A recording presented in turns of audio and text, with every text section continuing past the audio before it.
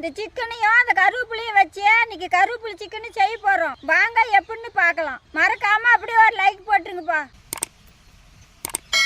சிக்கனுக்கு தேவையான மசாலா ரெடி பண்ணிக்கலாம். பட்டை, லவங்கம், சோம்பு, சீரகம், மிளகு, ஏலக்காய் 2 போட்டுக்கலாம். கருவேப்பிலை தழை,